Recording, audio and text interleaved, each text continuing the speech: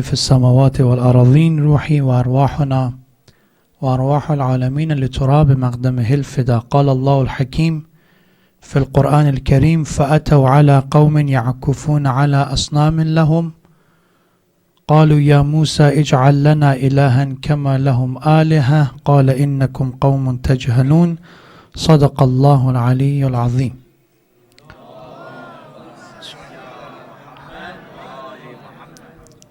In continuation of our last night speech, if you remember, we discussed the importance of understanding that in Islamic ideology, the balance between dunya and akhirah is a requirement.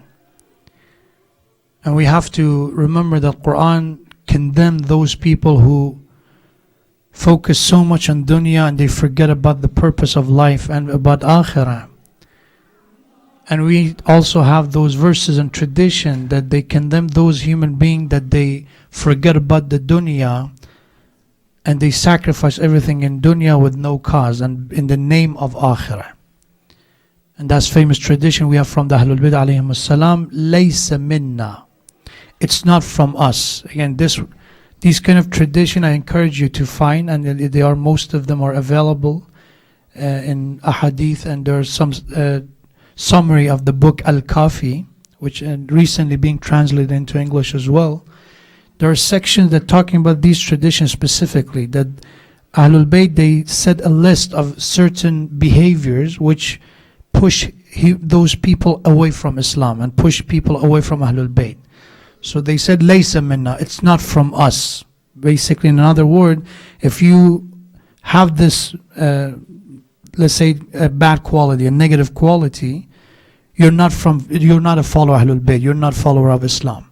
For example, we have one of them that if someone does not want to get married ever, means inshallah whenever is the right time, but if somebody, they claim or they believe that marriage is something that we should never do, our Prophet said that such person is not from me. And it's very basic that we have to understand it, that marriage is part of our tradition and part of our religion. When it's the right time, we have to consider and think about it. So if someone doesn't want to do that and don't want to choose isolation forever or finding other alternatives for living, Prophet says not from me. This tradition is another one that we have, that Prophet said that if someone, they choose the dunya and they forget about the akhirah, this person is not from me.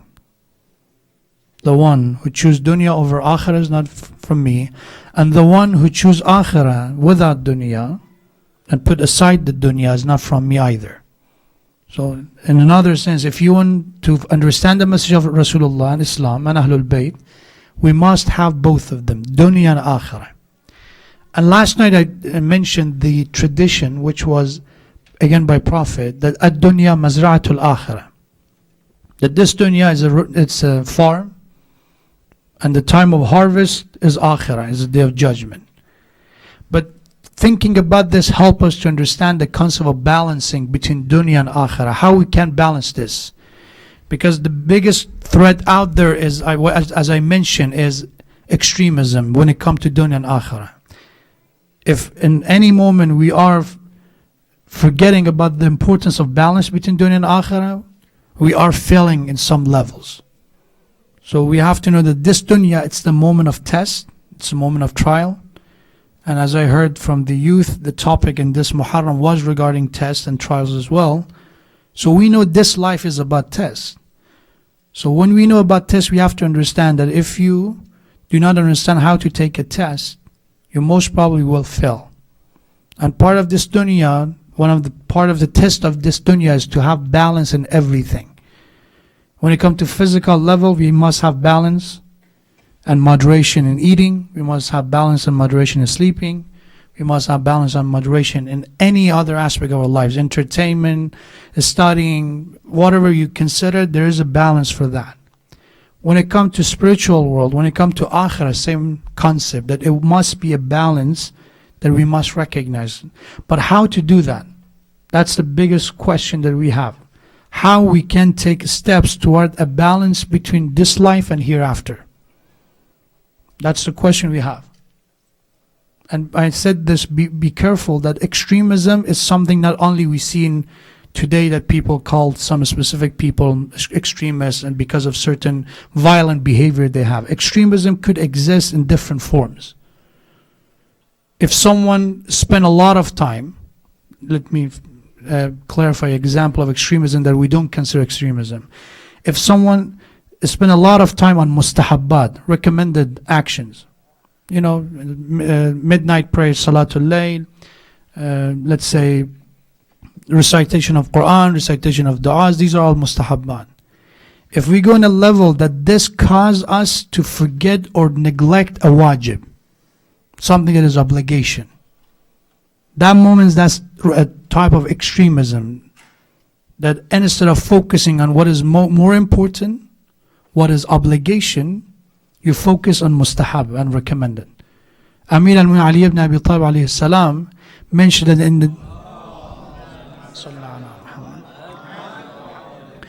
in the day of judgment, there are a group of people that Allah subhanahu wa ta'ala and the angels will call them khasirin. Those who did have a great amount of loss in this life. And there are certain type of people. One group that Allah called them and angels called them khasir, great losers technically, that they had a great loss, are those that they wasted so much time with mustahabbat that it forced them to neglect their wajibat. And Allah called them, you lost in a very big level because your intention was to do good things, was mustahabbat, but you forgot priorities. So again, doesn't matter how many verses of Quran we recite at the night, how many rakat of prayers, mustahab prayers we recite, if that affects our morning prayers, aside, from watching movies or, whatever people do during the midnight, I'm not very aware of that. If even those good things, such as recitation of Quran, cause you to forget about your prayers or fell asleep during the morning prayers, that's one of the type of extremism and investment in a wrong place. What I'm saying is not to do not recite Quran, God forbid, or forget about midnight prayers. What I'm saying is balance. In our religion, priorities. Even when it comes to mind, recommended action, our religion teaches. For example, we have that if you're praying mustahab prayers, right? So there's a lot of thawab to recite, any kind of these recommended prayers we have for Imam Hussain alayhi salam, for shukr and appreciation, for nafil, all these prayers. If your parents called you, Ali, Muhammad, Zahra, come. Our tradition says what to do? Break your salat because they're calling and go and answer your mom. Priorities. You must recognize that. You're in the middle of wajib prayers. It's obligation. Wajib daily prayers. Someone, again, I don't know why you're praying in that position, but you're praying somewhere that you see and you're watching someone is drowning. Someone is drowning. Islam said, break your salat and go save the life of that human being. If you see a child try to get hurt, it's falling or touching something hazardous and dangerous, break your salat. Go save the child. Priorities. Understanding this needs a little bit of education. How we can do that? This simple Islamic laws that we have to help us to understand the importance of them. That you should focus on what is first and most importantly, obligation and wajib. So let's start with the first step. If I want to make a list, how we can maintain a balance between dunya and akhirah. The number one is to recognize priorities. To understand what is most important in our religion, what is obligation, and what is less important. And start with the most important one. We have to put obligations at the top of the list of everything we do. And then there are the rest less important and less priorities of actions and duties that we have. Second, with muharramat, same thing. When something is forbidden, you focus on the haram most importantly before makruh. So one makruh that is a lot of people talk about it. It's makruh, for example, to pray in front of an open door. It's makruh to pray in front of a mirror. Makruh means it's better not to do. But if someone committed, they did not commit a sin. It's better not to do again. If you do not commit it, you get some thawab. So if I do not pray in front of a mirror, I get some thawab for that. But if you did pray in front of the mirror, your salat is valid, it's fine. But it's better not to do. So these are makruhat. Then we have muharramat, which is haram to do. It's haram, for example, to pray in a place that is you don't have a permission for it. Just recognizing that is not that hard. So priorities in our religion defined by wajib, haram, mustahab, makruh. They asked Imam Ali alayhi salatu wassalam,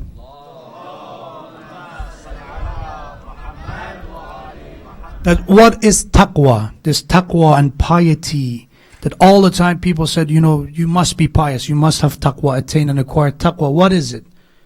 And Imam alayhi salam simplified it the best way and the shortest way that it could be there.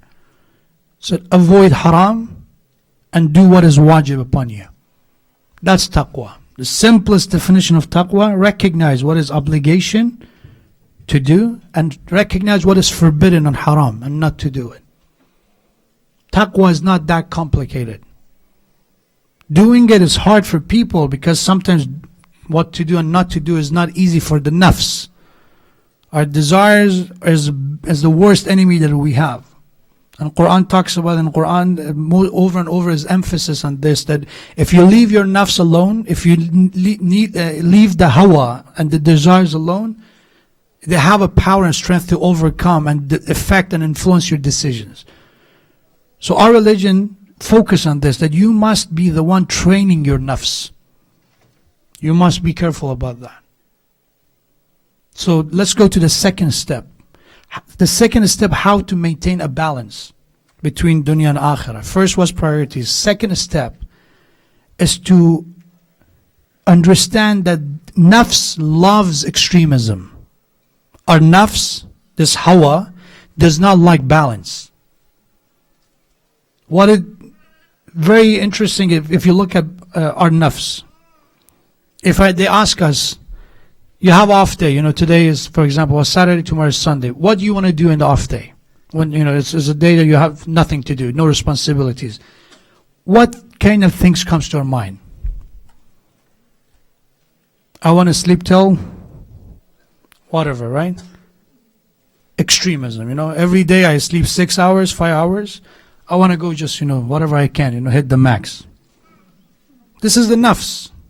Doesn't like any kind of limitation, any kind of schedule, any kind of program. Today you have, even one of the youth was trying to encouraging me to go on a diet. Don't ask why. But he was saying, okay, it's good, you can, follow this type of diet, but one day you call it a free day. You can, whatever you want to have. It's up to you, have ice cream or whatever. There is no more limitation in that specific time for 3 hours, for example. The nafs doesn't like idea of balance. So the second step to maintain balance between dunya and akhirah is to train nafs. To teach our nafs that who is the master. We are riding the nafs. Nafs is not riding us. And Quran talk about this. أَفَمَنِ اتَّخَذَ إِلَهَ أَرَأَيْتَ أَفَمَنِ اتَّخَذَ إِلَهَهُ هَوَى. Did you see that human being? That they made their nafs, their ego, their desires, and a statue, a goddess, and they worship it. In another word, some human beings, they look at the nafs, whatever nafs wants, and they obey. Who's the Allah, who's God, who's the one that we're supposed to obey and follow and listen to? For some people, their God is their nafs. How you can recognize for some people their nafs is their God? Look at the way they explain the philosophy and the reason behind what they do. Why you're doing this? I like it. That's it? No, I know you like it, but what is the reason? Why are you, for example, vaping? I don't know, all these things that they said, oh, it's not dangerous, is that, mashallah, again, I got a lecture for 20 minutes that vaping is not, hazardous to your health. No idea where he took the, source from, and I personally don't believe that what he said was true. But I got lectured for 20 minutes for that. And I asked him, okay, let's assume, hypothetically, what you say is right. And this is fine. I have to pay money for it, right? It's not free. I said, yes. I said, okay, what's the point? Why I have to do that? So it's good. It's fun. So it's not fun for me because I didn't try it. No, it's fun. And he tried to explain his nafs for me. That's for him. The moment a response we give to something is I like it, I don't care, this is what I love, and there's no other reasoning behind it. That's pure lust and shahwa. Because shahwa and the lust and the desires doesn't want to explain itself. It's not even rational to explain. That's the reason people they do certain things that there's no explanation for it. So how to maintain a balance? Control this nafs. We have to make sure that the nafs, this ego, even the idea of self, must be regulated. How we regulate it? Our religion is here to teach us how to do that. It's here for that. It said, when wake up for Salatul Subh? 5:30, 5:40, right? In the time that is the sweetest time to sleep. Your nafs doesn't want to wake up. Wake up. Wash your face. Just don't go directly. Go wash your face, do process of wudu, then pray. It's like that soldier when they want to take the soldiers to training. That's one of the way they train soldiers. If they want them to be accountable soldiers in any kind of system, that's what they do. They make them wake up in very weird times. Run in the middle of the field and do this and that, very hard things, that they understand the concept of how they can be good soldiers and obey. And Allah understands that our nafs to do anything, we need to follow certain kind of training to put this nafs in charge. We should not put the nafs in charge. We should be the one in charge of the nafs. How many of you heard the hadith by the Holy Prophet? That Prophet said after they came back from one of the battles, Rasulullah says that you finished, you did something great. You sacrificed a lot today. I believe it was Battle of Uhud. It was one of the battles by the Prophet. So today you sacrificed a lot. You did a lot of things. We had shuhada and martyrs today. But remember, this battle was jihad asghar. This one was the small battle. And prepare yourself for jihad akbar, for the greater one. And then they ask, this battle was already very hard upon us, and you are telling us this was the small one, was a small enemy. What is the jihad akbar? What is the greater war and battle? And Prophet said, jihadun nafs. The inner fight, your fight with your own nafs and ego and desires is the greater one. Why? Because the external enemy you can recognize easily. And this is enemy. This system of automatic defense system that we like to preserve everything about ourselves, help us and push us to stand against external enemy. But nafs has a cover. It comes in that camouflage form that, okay, I am you. I want what is good for you. That moment that you want to study, the moment you open the book, that's the moment you feel sleepy. They're coming on, I care about you, you're tired, and all these studies come to your mind that you should not study when you feel sleepy, you should be fresh. Let's take a 20 minutes nap. You just open the book. And this is about just an example of dunya, but everything else. That the nafs is the one that help you to make decision, unfortunately. That Allah subhanahu wa ta'ala Quran said, be aware of that when your decisions, shaitan, what it does is temptation. الَّذِي يُوَسْوِسُ فِي صُدُورِ النَّاسِ, right? The job of shaitan is temptation, is no position. We don't believe in that. Shaitan cannot, لَيْسَ عَلَيْكُمْ sultan. He cannot be in charge of human beings' decision. What it does the best is temptation. Give you ideas, But the moment that we make decision, nafs is the one help us to make the final call. That we ignore every rational explanation, every right things, every lecture, every advice because of the nafs. The stronger is the nafs, the weaker the rationality will be. Recite salat al Amir al-Mu'ali alayhi salam.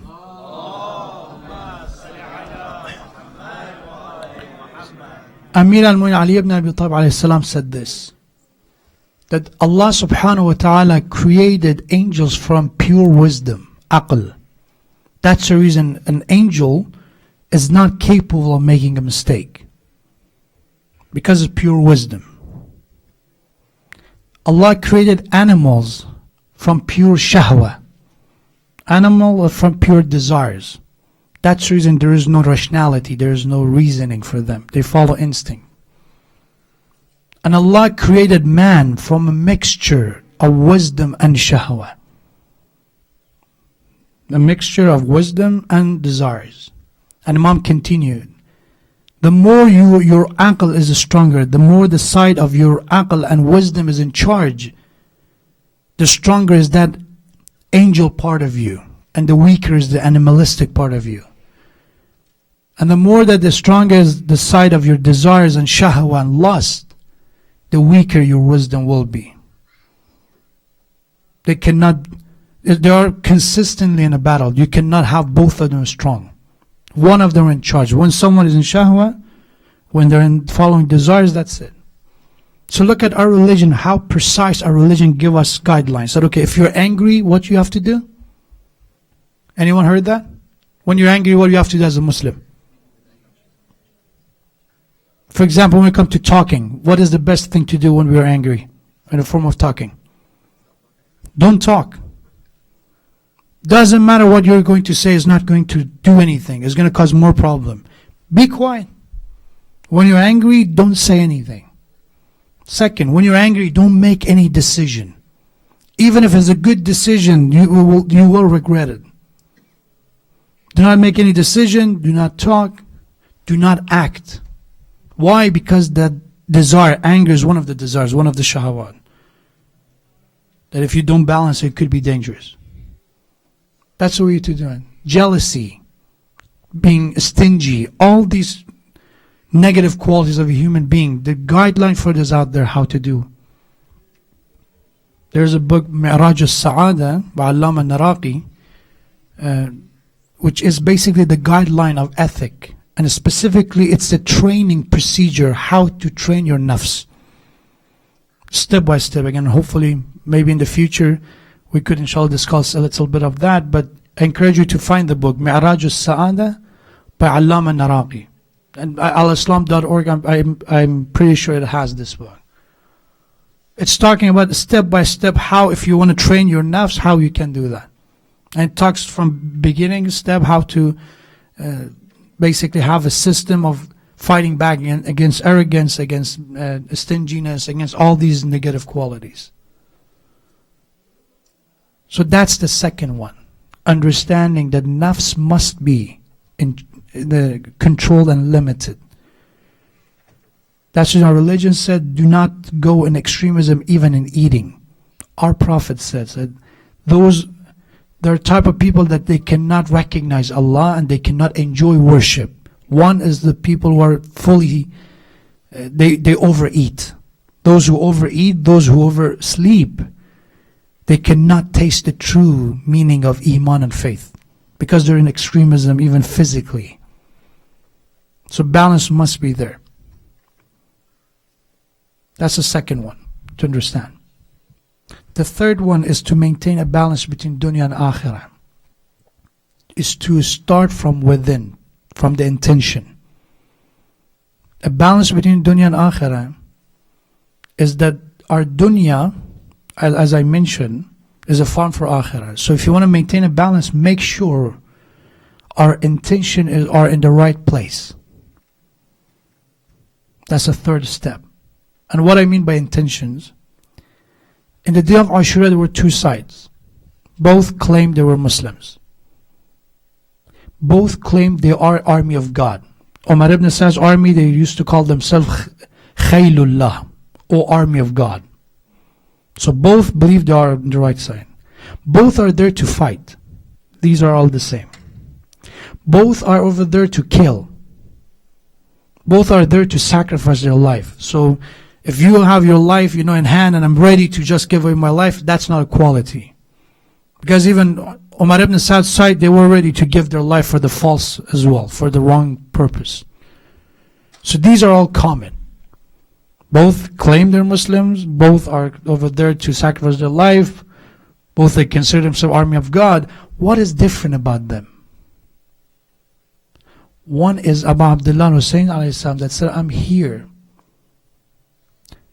reform the ummah and the nation of my grandfather Prophet. I'm here to reform. I'm here to make a change. I could sit in Medina and do my worship, but I'm here to bring a change for people who are oppressed and to stand against the tyrant. That's one intention. The other side, why is there? Umar ibn Sa'd is there because he was promised to be the governor of Ray. The rest of them are there because they were given gold coins by Ubaidullah ibn Ziyad. Others are there because Ubaidullah ibn Ziyad scared them that if you don't go, I will do this and that and that. So bribe, fear, all that was the intention of people on one side. Reformation and Allah is the other intention. So action will be defined by the intention. So the balance, sometimes people don't understand why sometimes the balance of dunya and akhirah easily get destroyed because of the wrong intention, because of an ill intention. Look at the idea of that metaphor by the Prophet. Dunya and akhirah. Dunya is the farm. Akhirah is the harvest time. So the dunya, the plant, or the seed of the plant that we are, when we start farming. It doesn't matter how much hard you work on a farm. Again, farming, by the way, is one of the recommended work by the Ahlul Bayt and the Prophet. So it's a good idea. Help your dad when he does gardening, or your mom does gardening, or have a small plant. It's a recommended things to do. It's an Islamic thing. It has thawab too. It has benefit. You learn patience. You learn many things. And also is a thawab to grow a plant. So alhamdulillah, you have opportunity to do that. So when you are planning to have a small garden or a farm, doesn't matter how much hard you work on that garden, right? On that farm or on that small plant that you have. How many times you water it, how many times you stand by it, how much sun it gets. If you boil the seed and you plant it, doesn't matter how much water you give to that seed. Doesn't matter how much sun that soil and dirt gets, how much nutrition that soil has. Doesn't matter. Because you killed the seed, and seed doesn't have a potential to grow. So you need a healthy seed to have result. Dunya is that farm. Intention is the seed. Which means that if intention is ill, doesn't matter how much hard you work, is not going to take you anywhere. Ubaidullah ibn Ziyad worked very hard. He was under that hot sun as well. He was not in a very good situation. Very hard job. That Nasibah tasla naran hamiyah. That there are two types of people in dunya. هل أتاك حديث الغاشية وجوه يومئذ خاشعة عاملة ناصبة. One group عاملة, they are active. So being active alone is not sufficient. Just being active, do something. Doing something alone is not sufficient. Why? Because there are people, Quran called them عاملة ناصبة. There are those people that they do good deeds but is in vain. No point. No result. They run all the time, they do many things, but another group on the other side that they called وجوه يومئذ ناعمة لسعيها راضية في جنة عالية. The other side, they are the one that actually they see the result. What's the difference? Why their action is pointless? Why their action is in vain? Because of the intention behind it. That our Prophet said, Al-a'malu bin-niyat.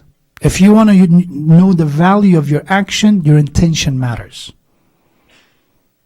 Let's go even a step further. Quran said, if someone commit a sin, we consider that one sin.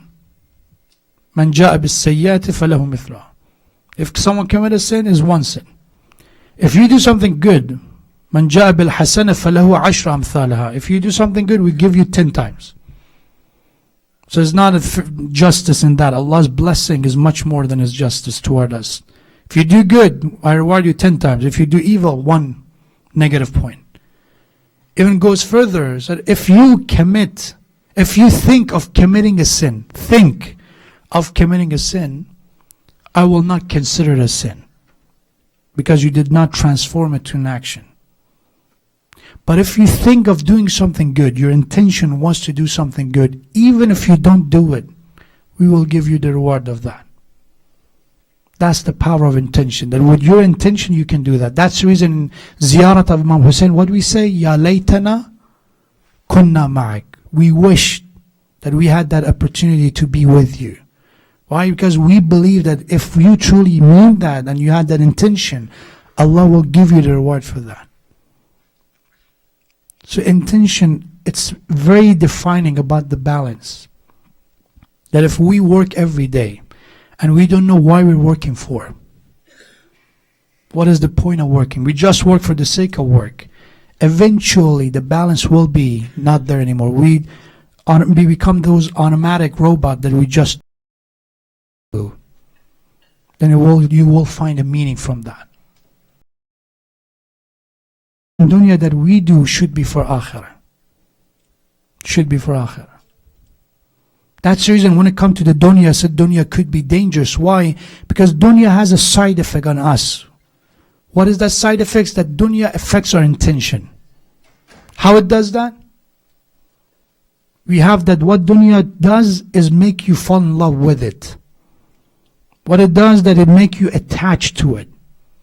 That's one of the side effects of dunya. That when you're too much close to dunya and actively working in dunya, and you're not, make you something that you do only for dunya. Your intention becomes dunya.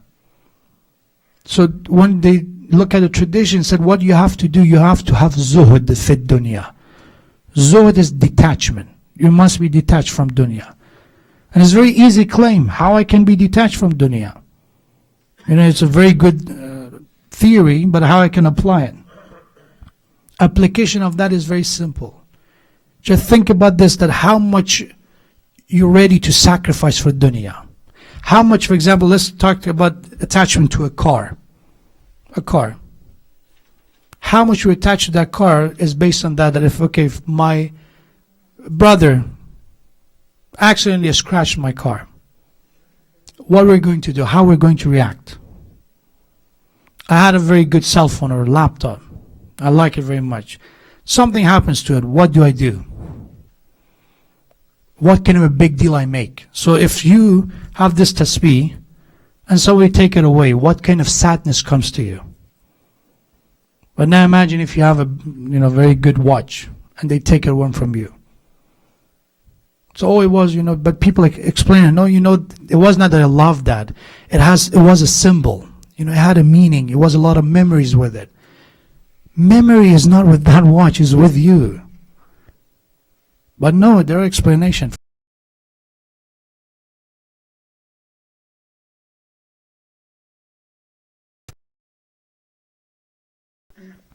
Sheikh Muqaddas Ardebili was one of the greatest scholars of his time. And he was living in a kind of, and because of his father, and even because of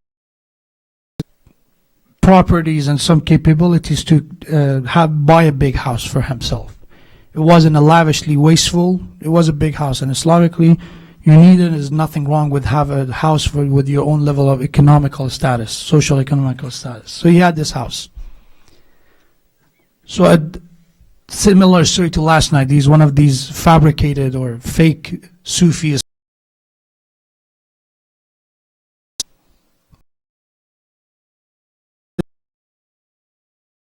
You fell in love with dunya, you're so attached to dunya, you must change your life. As a brother, I'm telling you this advice. You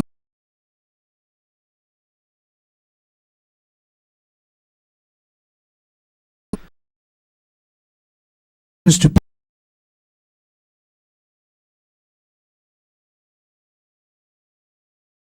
intention is arrogance, do not do it. If your intention is to help them, go and tell them what they do is wrong.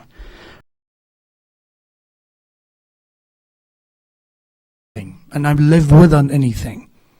And this should be your manner. You're the scholar of Islam, and this isn't the way you're supposed to live. And we hear similar things, by the way, like this. And this is the response of a scholar. So you pray that may Allah help me and guide me. And I appreciate the advice.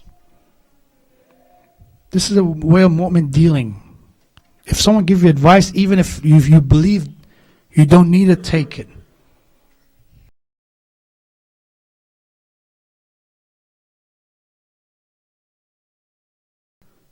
Truly what he think I am and assume, what is wrong with taking advice?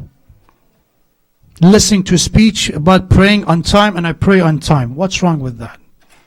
Take it and make it transform to something positive. Okay, I'm sure I'm going to be more on time with my prayers.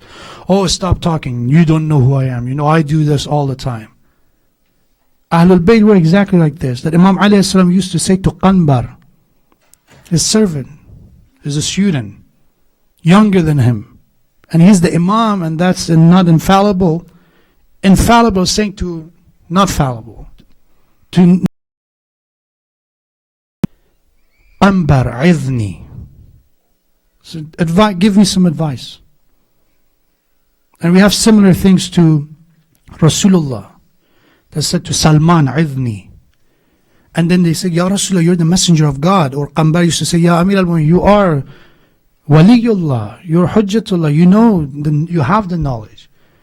And Imam, and Prophet and Imam, both of them have similar responses. Paraphrasing, that what they said was, in listening, there's a effect that you cannot earn it with talking. There's a value of listening. There's humbleness and getting impact by just to listen. If you open your mind and heart to listen and accept. So Shaykh Muqaddas al-Dabiri said, okay, you're right. You pray for me, and inshallah I do my best to get better. Come in. Do you want to be my guest tonight? So Shaykh Muqaddas invited this man inside. They had dinner together, and Shaykh Muqaddas told him that I'm planning to leave for Hajj. And I found you as an interesting person and a mu'min. This is you need a lot of patience, and you need a big character to still say this to someone. It's not even acting. A mu'min all the time doesn't see himself over and beyond and better than others. That's the mu'min's personality. Mu'min is that the humble, the lowest level of pride that you can find in a mu'min. So he truly meant that. It was not just acting in front of him. He said, I found you a good person, come with me. Do you want to be my companion in Hajj? So this Sufi guy accepted the offer. So, okay, sure, you're going to Hajj, I'm coming with you. The time was a caravan, and they were traveling with camels, walking and all that. It take a long time. So for days and weeks they were on the way toward Kaaba from Tabriz, Iran, in that area. So when they were almost half of the way, close to Kaaba, close to Mecca, the Dervish said, oh, I have to go back. I said, why? So there's something important that I left in your house that I cannot come to Hajj without that. So what is it? You can take it after Hajj. We will go back, we finish, and you come and you get it. He said, no, I cannot imagine that I go to Hajj without that. Let's say the salat for our brother as well.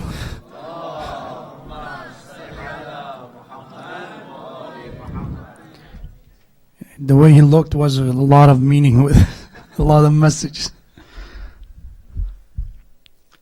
So he asked him, what is it? He said, I had a kashkul. Kashkul is something like a place that they hold certain things with it. It's like a small bag, a metal bag. So do you know that kashkul I left at your house is something that I never did anything good without it. I have to have that to go to Hajj, and I cannot come with you. So whatever Muqaddas Ardebili gave, it didn't work. He said, I have to go back. So Sheikh Muqaddas said, I just want to tell you one thing. You mentioned something and I hope I learned that lesson, that I have to detach myself from dunya. Remember? You told me to put everything aside and I did. I'm going to Hajj and I have nothing with me. All big house, everything is, over there. I'm here going toward Allah with a piece of cloth, with towels, 2 towels as ihram. And you cannot detach from that kashkul. So zuhud, it doesn't mean you should be poor. Our religion teaches that very simply. Again, that balance of dunya and akhirah. It doesn't mean that being successful in your job or being wealthy is a bad thing. Look at Sulaiman alayhi salam. Allah talks about Sulaiman, and Sulaiman alayhi salam had all that power and resources. But his intention and the way he thinks is different from Qarun, which he was wealthy too. One is Sulaiman alayhi salam, a prophet, a messenger of God. And one is Qarun, a cousin of Prophet Musa, according to some tradition. And he's rich too. 2 rich people. Different levels, but rich.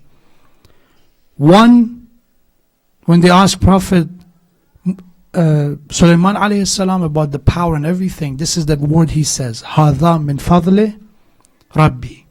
That all this that you see is not from me, is from Allah's blessing. I'm not the true owner. I have this because of Allah's blessing.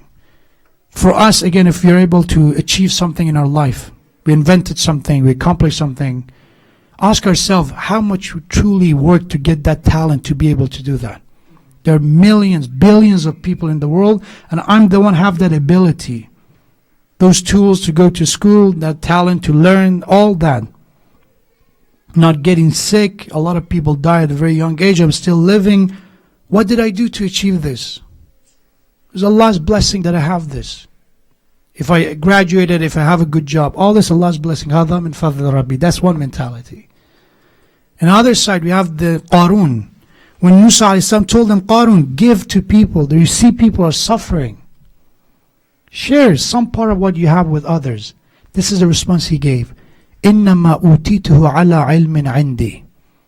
So I earned this with my knowledge, with my skills. I worked hard for it. I'm not going to give it away. Similar today, by the way, to some people.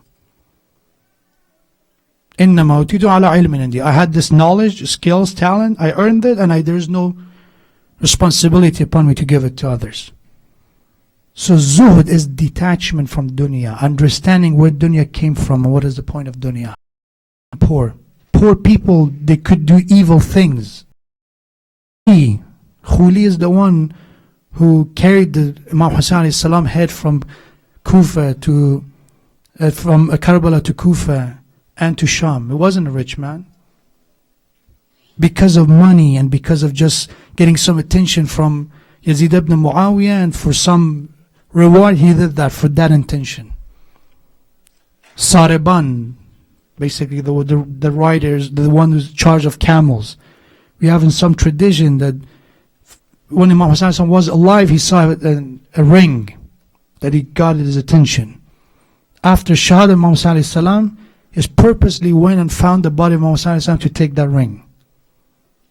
So poverty is not something great. And we have tradition, al-faqru ayyakada kufra. Poverty could lead you to kufr.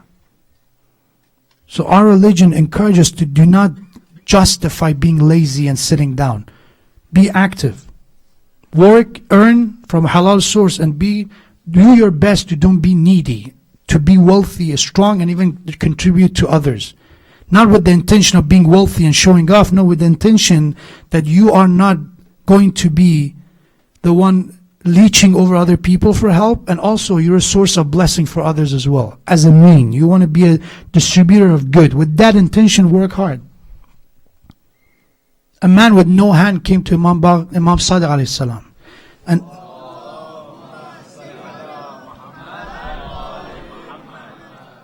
and he basically stood in front of Imam for some help. This is Imam teaching lesson. Imam helped him, but this is what Imam said. Said, وَحْمِلْ عَلَىٰ رَأْسَكْ وَغْنِ عَنِ النَّاسِ. Go, carry people's stuff on your head, work, and do not beg for money. Stand on your own feet. You don't have hands. You should not take that as a way that I cannot do anything. Use your head. And another way, because you're disabled, don't get disappointed. Don't be hopeless and expecting people to carry the burden of you. Do your part. This is our religion. Being poor is not being admired. When Rasulullah said, Al-Faqru Fakhri, being poor is my honor, it could be two meanings behind it. Number one, because Prophet said Faqr could lead you to kufr. So why these two traditions sounds kind of contradicting? One is Faqr could lead you to kufr, another is Faqr is my pride. One is that Faqr means Faqr toward Allah subhanahu wa ta'ala. I'm poor toward Allah no matter what. That I'm in need of Allah no matter what. Second is that this type of Faqr, that Faqr and poverty doesn't push me toward kufr. This Faqr that I still can maintain my faith is a pride for me. But being poor is not recommended in our religion. Allama Tabatabai was living in Najaf for years, and it was a certain time in his life that he wasn't able to take care of expenses of his family and himself. Look at this, is Allama Tabatabai, writer of Al-Mizan, all we know. He moved back from Najaf to the village of his father, back to Tabriz. For years he was working on a farm. Again, the philosopher, again, reading about his life, I encourage you, there are a couple of English good YouTube kind of documentaries, short documentaries about his life, that who he was and what kind of accomplishment, achievement he had. He moved back to Tabriz to work on a farm and continue writing books. This is our ideology, that working, being active, being creative, being productive is part of our religion. Being dependent, being poor, being needy is excessively discouraged in our religion. And we have the one that raised his hand toward other people. This person is committing a type of shirk, because now instead of Allah is asking a human being for his needs. Avoid it as a very big cost. That begging is a very, very insulting behavior, and in our religion very discouraged behavior as well. So how to maintain this balance? Recognize intention. That's a third step. Focus on the intention. Over and over I'm repeating this. That if the intention is corrupted, if there is no pure intention on what we do, the action will be in vain. The balance will not be there. The fourth step, how to maintain a balance between dunya and akhirah, is something to remember, is avoiding laziness. Avoiding laziness, because sometimes people who claim that we should not seek the dunya, dunya is evil, dunya is bad and all that, they say it because they don't want to do the work. So we have in our dua, and many du'as, especially we have in the midnight, after the midnight prayers, one of the dua by Imam Sajjad alayhi salam is that, Ya Allah, protect me from laziness. That in Quran Allah said, La taqrabu salat. Do not approach the prayers. Wa antum sukara. It's one area. Why? Hatta ta'lamu ma taqulun. Do not pray at the time that you are not in the right mental status, because to recognize, to understand what you're reciting, to know the meaning behind it. And another part Allah said about praying, that while you're praying, wa antum kusala, while you're praying when you are lazy, in that state of not being fresh. And they call that type of prayers the prayers of munafiqun and hypocrites. Then a mu'min, when you pray, it should be without this. If the prayers is without soul, if the prayers is with laziness, eventually will lead to hypocrisy. It will lead to hypocrisy. So balance of dunya and akhirah, it's hard. You know why? Because we have to do the work of dunya and the work of akhirah, and that means work. It requires that you wake up for morning prayers and also go for exercise in the morning. Do both of them, not one of them. Oh, if I wake up for morning prayers, please do not call me for something else. It requires 2 times the work. But in reality is one word, because everything you do for dunya, if it's with the right intention, is for akhirah. We have that if you drink this water with the good intention, I'm going to drink this water to be able to maintain a healthy life, to be able to help my family, my community, to do something, serve Allah subhanahu wa ta'ala. Even the drinking water could be thawab. This could be a way of earning thawab and mustahab, if there's a right intention with it. But the nafs, again, as I mentioned, one extremism of the nafs is that we go in the excess level. We overeat. Again, if they leave us binge eating, now is binge watching the new thing. I didn't know that. Recently I discovered people binge watch stuff that I had no idea. I think it's 2013, 14 probably. It's very recent. There's extreme level of everything. That's one. Another now is excessive amount of laziness. Let's do nothing. Let's just sit. There's ideology, which recently, it was a contemporary ideology, which was a corrupt ideology. It was a group called Hujjatiyya. Hujjatiyya are the group that they claim that they are waiters and spectators of the Imam of the time. They had some activity in certain region in the Middle East, especially among Shias. And one of the claims was that whatever good we do, means if you build masjid, if you try help the youth, if you do something productive, you postpone the coming of the Imam. Look at this corrupt mentality. So what you have to do is to do not do anything. Let the corruption grow. Even help the corruption. Then Imam will come. What is wrong with mentality is some people even they promoted this ideology. The lazy ones love this.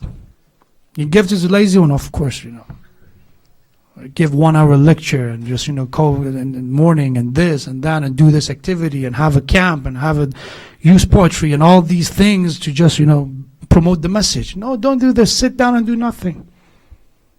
And stay at home and let the corruption grow. Some people promote it. But as you know, falsehood will never last. They forgot that what's the point of the Imam coming? It's to construct or to destroy. It's to build or to leave people alone. And who is the spectator of the Imam? And which tradition of the Imam said to do nothing? And which part of this dunya you don't understand that how much good you do is still you did enough? How much we give this process of feeding poor and needy, are we able to finish famine? But you did your part. The Imam will come to make it a universal matter. The justice is universal. End of famine, end of the problems. Great problems that we try to solve and we made it worse sometimes. We means as human beings, history, not our time. But our job is to do the constructive and productive part. But laziness is there to play its role, to do nothing. Another one is that criticism. I find criticism, especially sometimes even in Islamic programs, not constructive criticism. What I mean by constructive criticism, people said, okay, you know what you do, you finish very late. I said, okay, you're right, let's start earlier. No, we tried, it didn't work. Okay, what do you want me to do? What's the point? They give you this sense of being hopeless. And in other words, just don't have it. Because it's not the way we want it. Don't have it. I mentioned this before that I was in a center that they were serving teas. Black tea and green tea. Most of the time. So one night it was only green tea. So a guy in the middle of the program was sitting and I was drinking tea and talking to someone. Start loudly screaming, where is the black tea? What kind of a masjid is this? That there is no black tea. How you call yourself manager for this masjid? So everybody faced me to say something. I don't know why. So I said, brother, inshallah, tomorrow buy some black tea and inshallah serve it. This is, if you want black tea, we like some black tea too. But we came to this ideology in some centers that we want service. No one wants to do anything. No one means, again, that majority, alhamdulillah, they are part of the program. They try to do something. But there are minorities in some centers. They sit and they give ideas. They are the think tank. And again, the think tanks are very big. Ideas, we have to do this. We have to do this. I said, okay, let's do it. Stay tonight after the majlis. We're going to do it, together. No, I have the idea. I have other stuff to do, but just consider this. That's the laziness part. Just ideas alone is not sufficient. I'm giving a lecture, but if I don't do anything for my community, it's not sufficient. As a human being, as a scholar, as a whatever position I have, do I do something for my community? And that's what matters. So if you want to maintain balance, avoid laziness. If any idea comes to your mind that doesn't require work, that's not a good idea. Idea that has no work to do, just talking alone. Imam Ali is the one who we have that he by himself alone. He digged and he built multiple qanat. Qanat are connected, interconnected wells of water. Very hard to make it, by the way. He built alone by his own hand, his bare hand, he built them. And then he said, okay, this, I just contribute this to orphans alone. Whatever income is this, give it to orphans. The income of this. Multiple of them Imam did. One day Rasulullah and Imam was walking in Medina and they were hungry. There was a time that our Prophet, when they moved to Medina, they left everything behind in Mecca. When they came to Medina, there was a lot of hardships. So when they moved to Medina, one day now Imam and Rasulullah, they have nothing to eat. So they saw a woman, she is waiting for someone to pass by because she wants to build a wall for her garden. This is messenger of God, and one is Ali ibn Abi Talib, the one who opened the gate of Khaybar, and we heard all that about him. These are the two greatest human beings of all time. The fathers of the nation. They stopped and said, do you need some help? I said, oh yeah, we want this. If you want to work for me in return, I will pay you this. And Rasul accepted. Doing free work sometimes is not a good thing, by the way. I like charity work, I like volunteerism, but depend what level of expectation you have. Do not misuse volunteerism. If someone wants to volunteer, show some type of appreciation. Not even financially, some ways that they get encouraged, reinforce it positively, that they can find motivation to do it again. So this woman said, I will pay you. So Rasulullah and Imam alayhi salam. Imam alayhi salam is pulling water from the well. Rasulullah is mixing the dirt with water to make blocks. And they build a wall after hours of work. And they start eating the date, enjoying the date as a pay time for the hard work they did. This is something you find over and over in our religion. That being active, ideas is good, but being active is part of the life. And that's what we have to focus. The balance will be there when we do this. So in summary, again, there are some other steps, but make a list for yourself tonight. So, do I have a balanced life? A balanced dunya and akhirah? I have to do that, and we have in muhasabah, self-calculation is the best way to do it. We are the best judge, as I mentioned last night. We are the best of judge of character of ourselves. Paper, make a list. Is my life balanced? If it's not, look at the criteria that I mentioned. Do I have them? If I don't, which are the weak points that I have to focus, which I have to emphasize on and increase, and which one I have to eliminate? And inshallah, through that, we could have a constructive way to make and create balance in our lives, inshallah. May Allah subhanahu wa ta'ala help all of us to be the true follower of the Holy Quran, the true follower of the Holy Prophet and Ahlul Bayt alayhi salam, especially Abu Abdullah Hussein alayhi salam. Let me inshallah mention one of the part of the story of Karbala as a way of connecting our majlis to the tragedy of Abu Abdullah Hussein alayhi salam. When it comes to work and when it comes to being active and courage, all the shuhada of Karbala are unique, each one of them. But when we look at Abu al-Fadl Abbas alayhi salam, you see something special in him. And when you read about every second of the life of Abu al-Fadl Abbas with Imam Hussein alayhi salam, you recognize what kind of a Muslim, what kind of a human being, and what kind of a brother Abu al-Fadl Abbas was. So we have in history, in Maqtal of Sayyid al-Luhuf, Sayyid Tawus, Maqtal al-Luhuf of Sayyid ibn Tawus,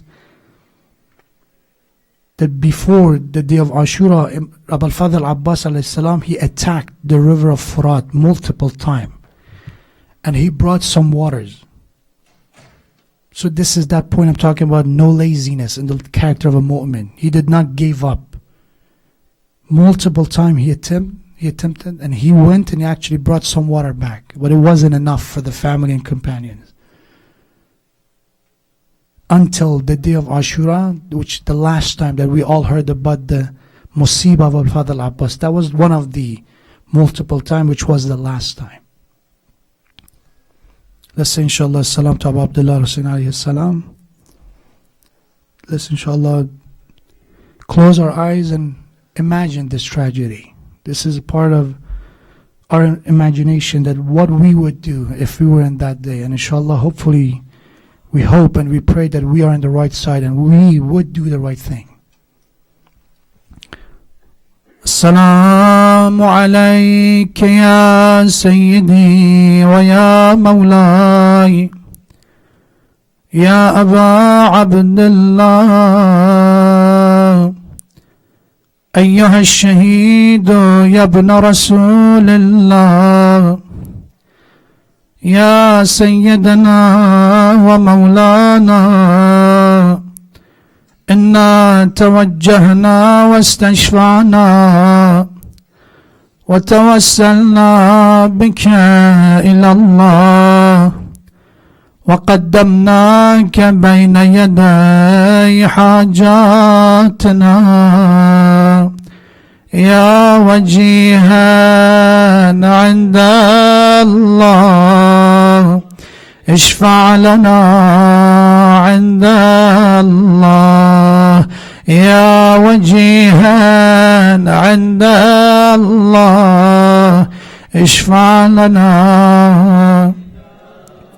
السلام عليك يا أبا الفضل العباس أيها العبد الصالح.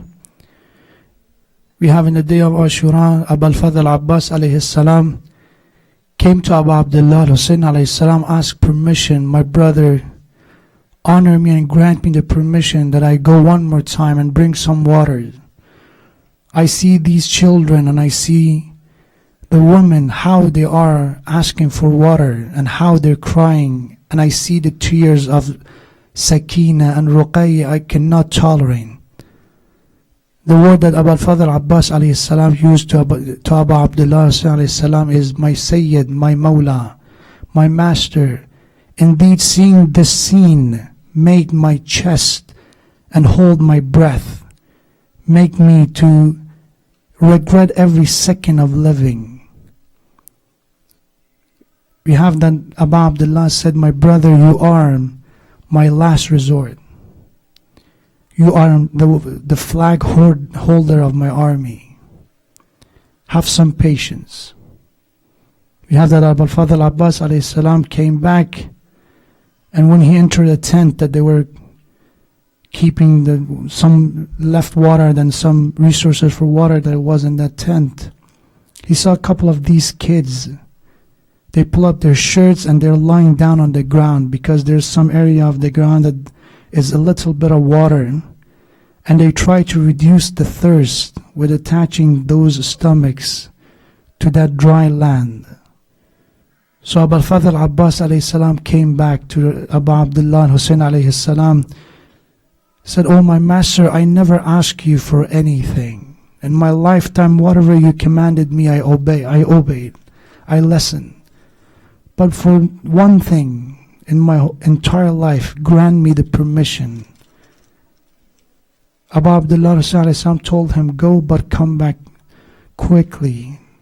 I don't want to see my children and my family to see that you're not here." So he came to the children according to some narrations, and he said to children that I will go toward the river.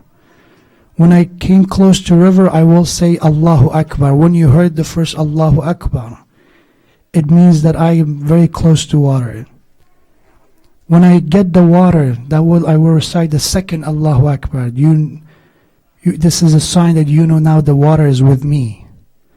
The third time when I say Allahu Akbar means I'm close to you and to the tents, and you can come and get some water. So we have that these children are waiting. Abu al-Fadl Abbas alayhi salam left toward the river of Furat. Enemies are standing in front of him. Hundreds and hundreds surrounding Abu al-Fadl Abbas alayhi salam. He opened the way. When he was close to the water, he recited Allahu Akbar. The first Allahu Akbar, children got happy that our uncle is close to water. When Abu al-Fadl Abbas alayhi salam entered the river, got the water, he recited the second one, Allahu Akbar. When Abu al-Fadl Abbas alayhi salam started coming toward the tents of Abu Abdullah, children of Abu Abdullah is waiting, they're waiting when our uncle will recite Allahu Akbar. It doesn't matter how long they waited, the sound of the uncle didn't come. And instead of the sound of Allahu Akbar, they heard this call, Akhak, Adrika Akhak. Brother, hurry up, come to your brother. Abu Abdullah al-Hussein started running toward Abu al-Fadl Abbas alayhi salam. We have in some tradition among the way before he reached the body of al-Fadl Abbas, they saw Hussein alayhi salam picked up something, kissing something. When they come closer, the enemy said, "We saw the hand of Abu al-Fadl Abbas is in the hand of Abu Abdullah." Abu Abdullah came to the body of Abu al-Fadl, picked up the body. The blood is coming from the eyes of Abu al-Fadl Abbas. He said to Imam al-Hussein alayhi salam, "Oh my master, my brother, I have one last request. Can you wipe the blood from my eyes to see your face for the last time? And my second request is, until I'm alive, don't take my body to your children." وَعَلَى لَعْنَةُ اللَّهِ عَلَى الْقَوْمِ الظَّالِمِينَ وسيعلم الذين ظلموا أي منقلب ينقلبون. اللهم إنا نسألك اللهم وندعوك باسمك العظيم الأعظم العز الجل الأكرم بكتابك المستحكم وبنبيك المكرم وبأهل بيت المعصومين استجب دعواتنا يا الله يا الله يا الله يا الله يا الله يا الله يا الله يا الله يا الله يا الله يا الله يا رحمن يا رحيم يا مقلب القلوب ثبت قلوبنا على دينك. اللهم عجل لوليك الفرج، اللهم عجل لوليك الفرج، اللهم عجل لوليك الفرج. اللهم أدخل على أهل القبور السرور، اللهم أغني كل فقير، اللهم أشبع كل جائع، اللهم اكسو كل عريان، اللهم اقض دين كل مدين، اللهم فرج عن كل مكروب، اللهم رد كل غريب، اللهم فك كل أسير، اللهم اصلح كل فاسد من أمور المسلمين، اللهم اشف كل مريض. اللهم سد فقرنا بغناك. اللهم غير سوء حالنا بحسن حالك. اللهم اقض عنا الدين واغننا من الفقر إنك على كل شيء قدير. For the soul of all marhumin, especially those who recently passed away, رحم الله لمن يقرأ الفاتحة مع الصلوات.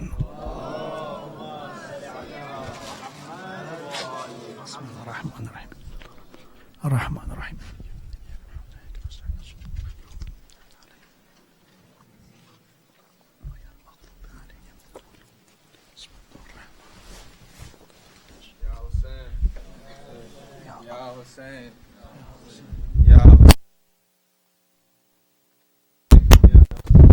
Ya Hussein, Hussein, Ya Hussein, Ya Hussein.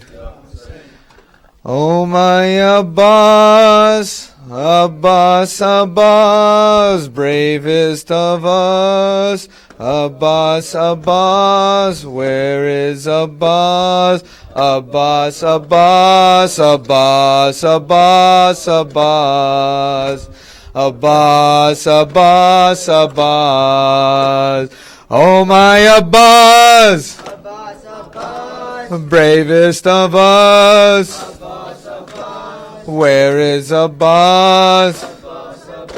Abbas, Abbas, Abbas, Abbas, Abbas. Of words that are true, I say this of you. No brother on earth is truer than you. No more could you give, no more could you do. Abbas, Abbas, Abbas.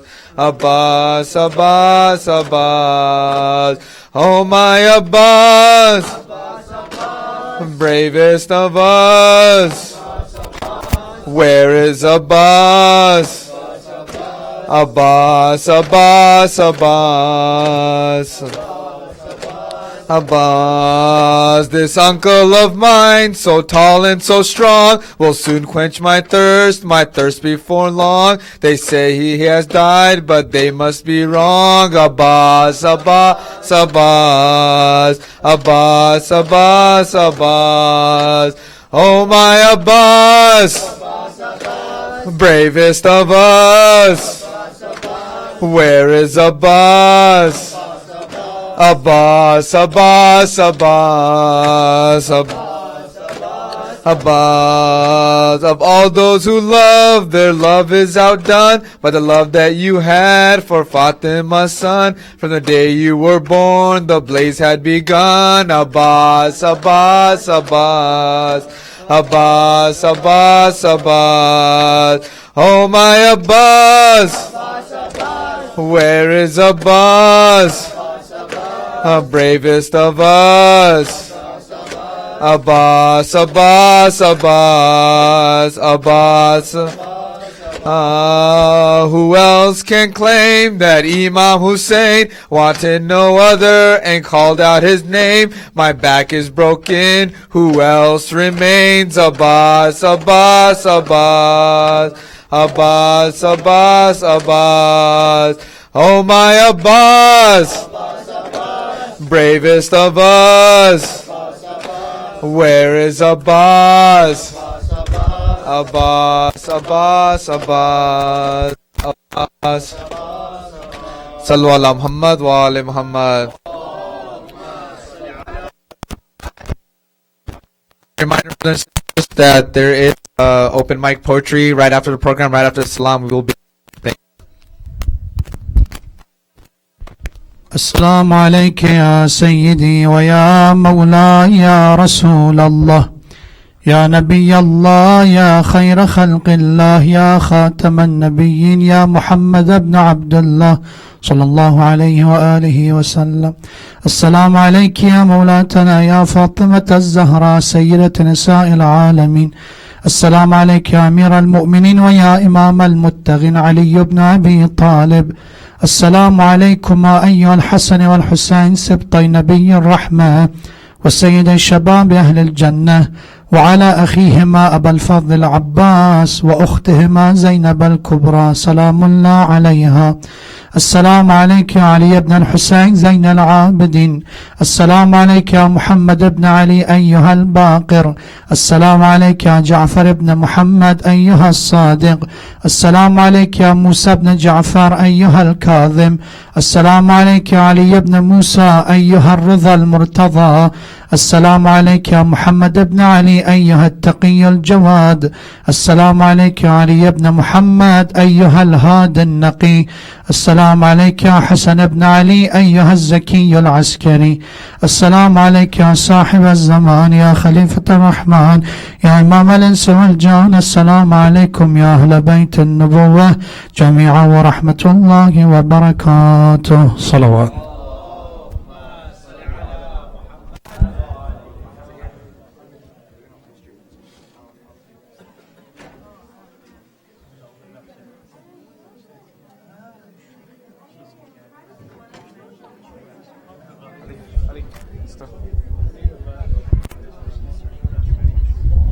Okay, make an announcement when you're going to start. 10 minutes. Say 5 minutes, man. We'll just get started. Alright. So the open mic will be starting in 5 minutes, so if you can get settled, we'll be starting soon, inshallah.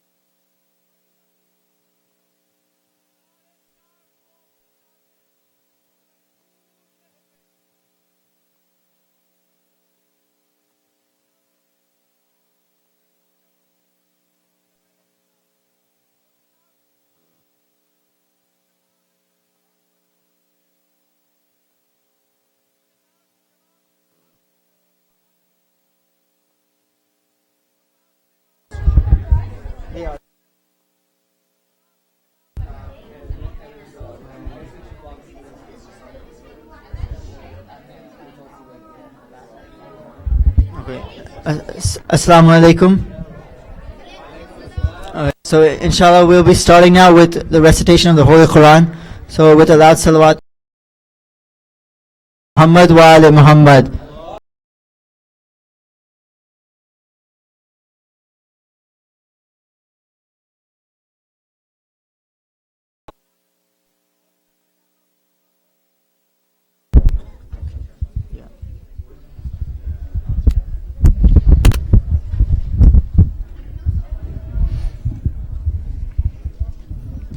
اللهم صل على محمد وآل محمد.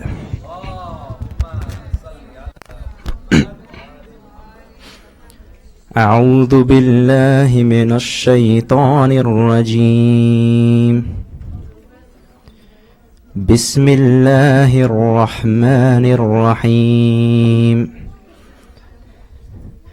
سبح اسم ربك الأعلى الذي خلق فسوى والذي قدر فهدى والذي أخرج المرعى فجعله غثاء أحوى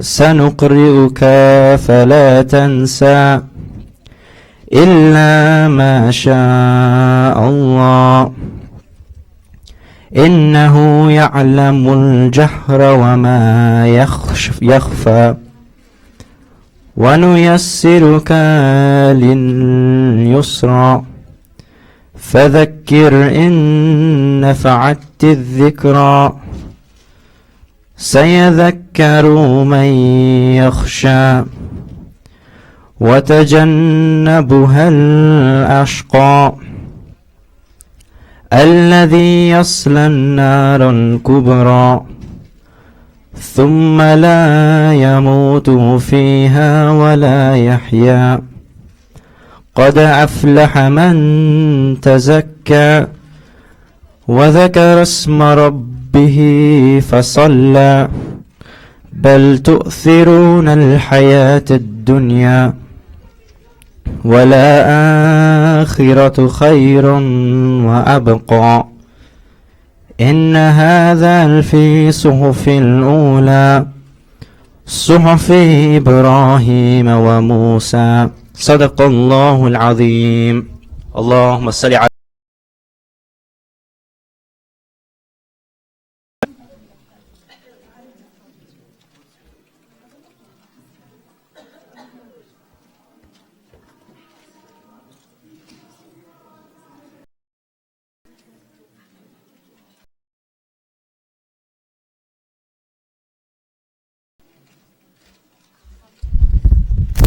So before we get out, we just read Surah Allah.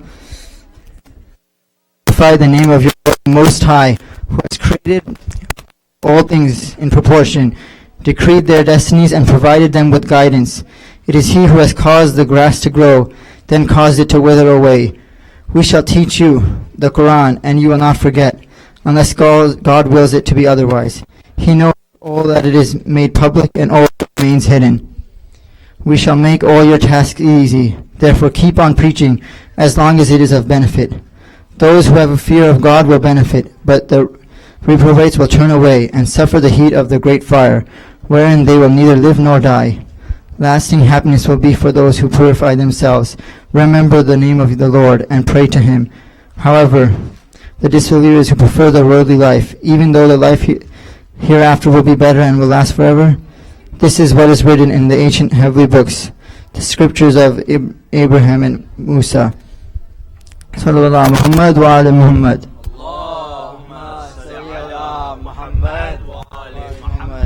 Okay, so Assalamu alaikum. Thank you all for attending once again our open mic poetry. We have a few brothers and sisters else is interested in reciting the poetry. Please by all means step forward, and we would love to hear your voice. We're hosting these events to give us an opportunity to express ourselves, express our love for the Ahlul Bayt, or our in through this art form of poetry. And it's just interesting that opportunity we have, because poetry is something like as Muslims, it's like within us. It's in our history. It runs through us. As you know, in the time of the Holy Prophet sallallahu alaihi wasallam, there's a strong culture of poetry, which is why when the Quran was revealed and it had that perfect, to the standards of the time, perfect poetic structure in Arabic, the people were just like, whoa, what's this? I mean, they didn't do that. The snaps, no, but it was a miracle in that regard. And so this tradition of poetry to us as Muslims has continued, and then it continues. We go to Karbala when Imam Sajjad and Bibi Zainab arrive in Medina. There was a famous poet in town there was a famous poet, Bashir, who they narrate the story of the events of Karbala, the chain of events, and they tell him, because he's a well-known poet, they tell Bashir, recite this poetry, the story we have told you of the sacrifice of Imam Hussein to the people. And we can see, like, through this kind of, this tradition is then born, this azadari, this of poetry, which we see in numerous cultures now, and which we are now getting a chance tonight as well to express the poetry for Imam Hussein, and in general just poetry. So to begin tonight, I would like to invite our first brother Sipte, who will be reciting some poetry. So please, with a loud salawat, we'll get things started. Salawat ala Muhammad wa ala Muhammad.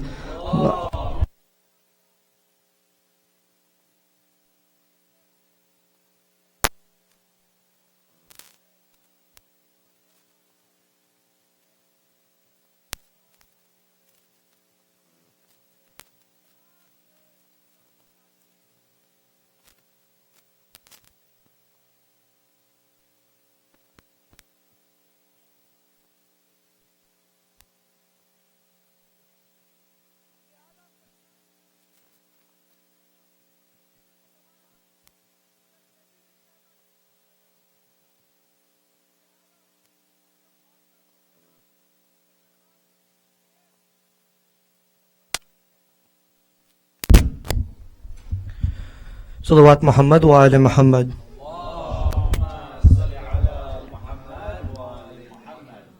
I want to thank Ali for that beautiful introduction to tonight's open mic. He did kind of mention this, but I just want to go over it one more time. If you hear something that you like, the poet says something that, that really struck you, please do snap. For the poets, it's a big deal, as small as it may seem, but, as he did cover it a little bit, but he didn't explicitly say it. This first piece, I think it'll be the only one for right now. I wrote a while back. It doesn't really have a name. If you have any suggestions, I'll be glad to hear them. But yeah. By the infinite notebooks that I feel to be free, the prayers engraved on my body, the pages of God clothing my being. By the nights I spent awake crying for Hussein and Ali, the prostration of Sajjad and the hypocrite soliloquy. By the miles manifested on the callous souls of tired devotees. By the forever moments of restlessness, by the bloodshed in a million eternities, by the illusion of lovers and dragged music of emasculated slaves, by the anger of the birds and the stones who pierced elephants, by the forced patience of the souls who cannot understand why their prayers remained unanswered, by the sinners who sin and regret and sin and regret and sin and regret, by the burning fire that strips away flesh until there is only light, by the severity of justice that peels infinite skin to reveal infinite mercy, by the nuanced supplication of saints with severed heads that save insincere snakes from their own paralyzing poison. By God, tell me what I am worth, by the thought and word that said be and I became, by his tenderness that cupped my frame, like the water of the moon in the palms of the Euphrates. Thank you very much. Salawat Muhammad wa ali Muhammad.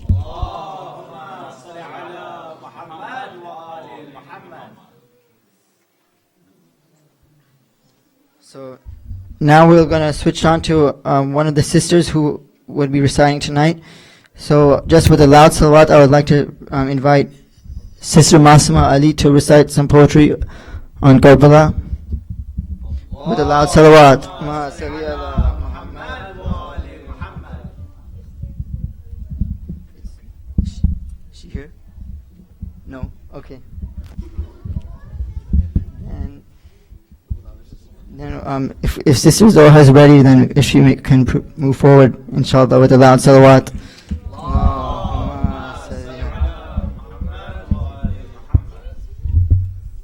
So this piece I wrote after the Shahadat of Bibi Fatma. It's called Fatma, the Lady of Light. Such a woman who showed us how to be human. The sacrifices you made, the pain you overcame, help the women of today. A Thasbih devoted as your symbol, hearing the name Fatma, many emotions kindle. The sacrifices you made, the people that you saved, helped Islam stay to this day. The justice you spoke, fearing nobody and lifting hope. A blessing to have your name, Fatma, O Fatma, the struggle you overcame. The love you had so often, the support you gave our Prophet, makes our heart soften. Oh, the day you passed away, so many years later, we grieve in dismay. The fragrance of paradise, your importance we recognized. Salawat.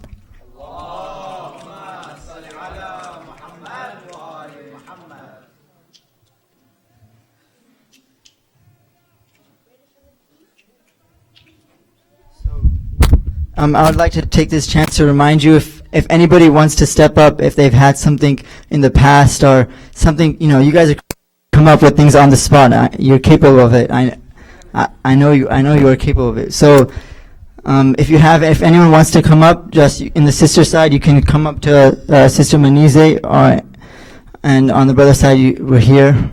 Like come forward, speak.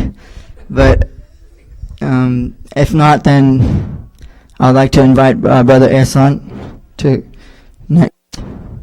Salawat Muhammad wa ali Muhammad.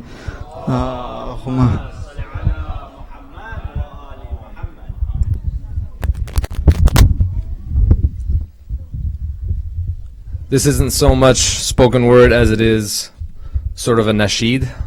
So there's a chorus. I'm going to need you guys to chip in, and ladies, if you want. The chorus this is about Imam Ali. So I say Commander of the Faithful. You say Amir al-Mu'mineen. I say Leader of the Pious. You say Imam al-Muttaqeen. So I go Commander of the Faithful, Amir al-Mu'mineen, Leader of the Pious, Imam al-Muttaqeen. Ahsant. I'm also, I have like a coughing thing, so I may be coughing in the middle of this as well.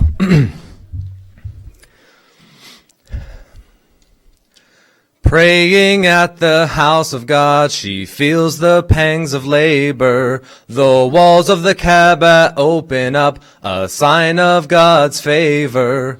Who in the world could this blessed baby be, born inside the holiest sanctuary? It is Mu'mineen, leader of the pious, Imam al-Muttaqeen. First saw as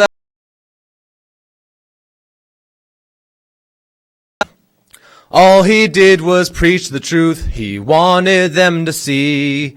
But the prophet was stoned by the youth, abused and left to bleed. Pushed to was one boy who came to his defense. It was commander of the al-Mu'mineen, leader of the pious, Imam al-Muttaqeen, following the holy prophet everywhere he went, so nobody could ever hurt him again. asking his companions, why don't you tell me on whose head angels descend on the night of destiny? Prophet, surely you're the authority. He said, yes, but once I'm gone, who's after me? Commander of the faithful, Amir al-Mu'mineen, leader of the pious, Imam al-Muttaqeen. 12 noble princes will come after me, all Qurayshi, and the first one is Ali. God reveals a murder plot by the enemy. Find someone to take your spot. It's time for you to flee. Who would be willing to take my place? Crawl under the sheets and stare death in the face. Only commander of the faithful, Amir al-Mu'mineen, leader of the pious, Imam al-Muttaqeen. He was honored to help in the Prophet's plight. The best sleep of his life was gathered by the pond of Khum, delivering a speech. He said, I am not long for this world, I leave to weighty things. Yes, O Muhammad, we bear witness, you're the truth. So he said, now believe in this. He is commander of the faithful, Amir al-Mu'mineen, leader of the pious, Imam al-Muttaqeen. If I am your master, so is this Ali. So love whoever loves him if you love me. Morning prayer at the mosque, quiet and serene. A killer lurks in the Jummah, aiming for Ali. Prostrating in worship before his Lord, Ibn Muljim strikes him with the poisoned sword. Commander of the faithful, Amir al-Mu'mineen, leader of the pious, Imam al-Muttaqeen. You're killing my assassin, people can't up his ropes, you're hurting him, hurts me. Commander of the faithful, Amir al-Mu'mineen, leader of the pious, Imam al-Muttaqeen. The murderer himself began to weep. Imam Ali said, was I a bad Khalif? Salawat bar Muhammad wa ali Muhammad.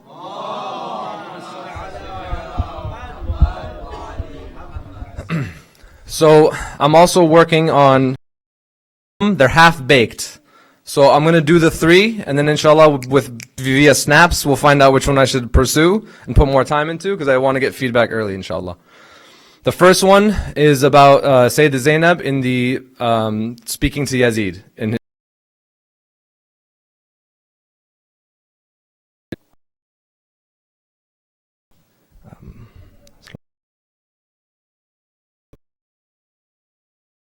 sorry, I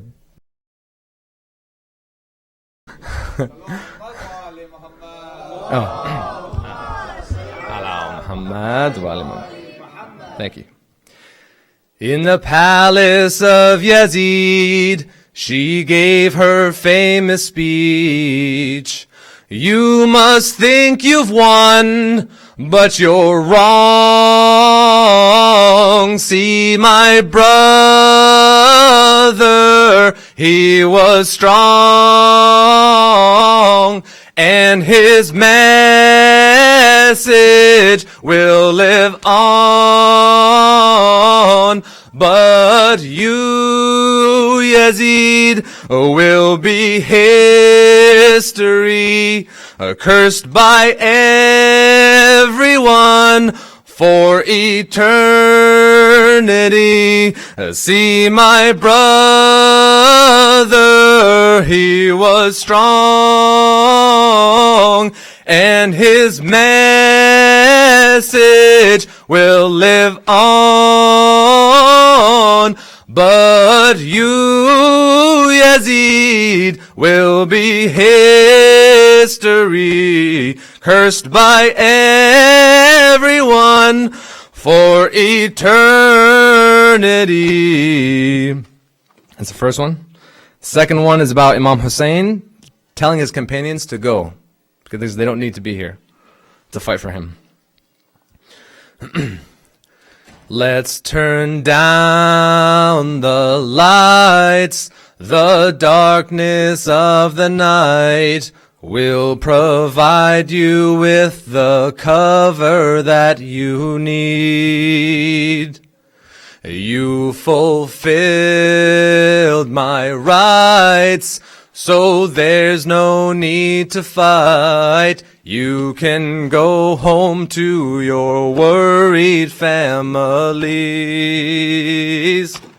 We will never leave. That's as much as I have for now.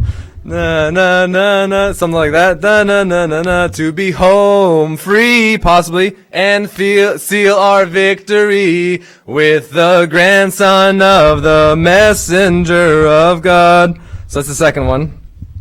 Third one is I don't even know if I have the thing to it yet, but it's about the women and children saying goodbye to Imam Hussein when he's the last man standing. And this is just very short. I don't have the intro or the chorus. But it goes, a 4-year-old held tightly to your clothes, and she cried, Daddy, don't, please, why can't you stay? I won't feel safe if you're not here. Please hold me one more time before you go away. Sorry, that was a little loud. So those three. So between the first one, in the palace of Yazid, we will never leave, and this last one, I don't even have a title for it yet. So snaps for the first one. Okay. Snaps for the second one. Snaps for the third one. Okay. First one, maybe? Just sound like it's pretty strong. Okay. Salawat wa Muhammad wa ali Muhammad.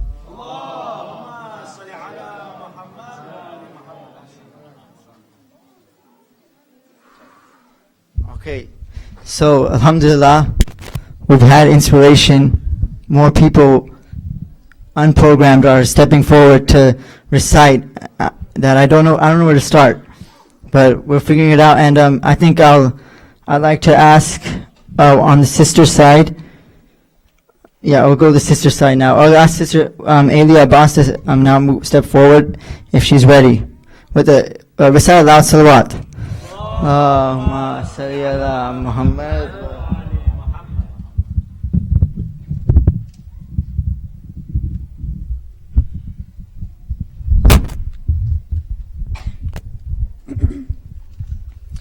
Assalamualaikum.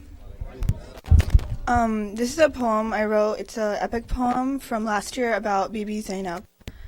Who is that woman, head held high? I look at her and I want to cry. They tell me she's a criminal. Now my confusion has reached a pinnacle, for her aura is so very pure. This woman must be great, of this I'm sure. Who is that woman, is what you ask? Not a criminal, but one with a burdening task. I, history, shall now tell of this humble mistress who then greatly fell. Oh, please do tell, for I will follow close by, to hear of this woman with her head held high. On the night before the sky turned red, it was the Holy Quran she referred to and read. And from this book she obtained determination to spread Islam's message and be its inspiration. For then the day came when sacrificing for Islam became her aim. Her sons, her brothers, and others she gave, for then she too, with her niece and nephew, became enslaved. Her niece in the young age of 4, and her nephew in health so poor, the women and children as prisoners in misery. Many die with bloody with bloodied lands and dried throats engraved in memory. Oh, history, what is this that I am hearing? Could it be true what you have been speaking? This woman, the Quran she read? So you mean to say that I've been misled? And who are these sons and brothers she sacrificed? Oh, history, give me these answers so that I may be satisfied. Yes, I must say you have been fed lies. These people you know to be good you should despise. For the holy prophet's beloved ones they slaughtered, along with many others that became martyred. Of those she sacrificed, 2 were sons from her own tissues, and 2 more who from Hassan and Hussein were her nephews. For her nephews, Qasim and Ali Akbar, she cried more, while her pain for her sons, On and Muhammad, in her core she ignored. Next comes Hazrat Abbas, who was her loving brother, most courageous warrior, as was Amir al-Mu'mineen, her father. Without a sword, he went to get water. As his arms were cut off, he too became a martyr. Lastly, the leader of the caravan, her brother Hussein, as he went to battle, his strength he would maintain, until that moment when they severed his head. Then this woman, from burning tents, with her imam she fled. Yet these sacrifices contain the least of her sorrows, for the greatest of her problems are still to follow. They came when the chadors from their heads were snatched, and again when through city streets and Yazid's palace they were marched. Of all her sorrows, these were the greatest, to have been humiliated in a fashion so horribly immodest. And when she stood in Yazid's court, within his palace, against Yazid and his advisors, faces full of malice, there a great speech she delivered, one that caused others to quiver and be bewildered. This speech, I must say, was greatly intriguing, for it was as if Ali himself was speaking. It made them realize and touched the hearts of many. To see them weep in sorrow was in itself quite plenty. But still, the enemies did not take heed. Through city streets they were forced to proceed. In festive streets, over and over they were paraded, in hopes that this chagrin would have them degraded. But all their efforts were in vain, for this woman had taken upon herself great pain. With it she spread Islam through each city, in which she and Islam's followers had faced brutality. These people, now victors, who never relinquished, have lived to see Yazid become diminished. And now that these people have been set free, Lady of Sham, you may go for yourself and see all the hardships she and her people have faced. But no, all that I've said of the whole story is but a small taste. Oh, history, I promise I shall go, knowing that my tears shall greatly flow. But before I leave, aware that I shall cry, give me the name of this woman with her head held high. Very well, I shall tell you this woman's name. Zainab is she who's upheld the most burdening of pains.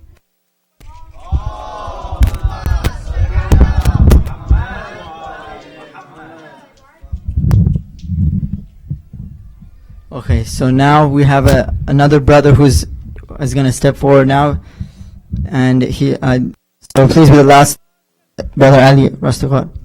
Sallu ala Muhammad wa ala Muhammad.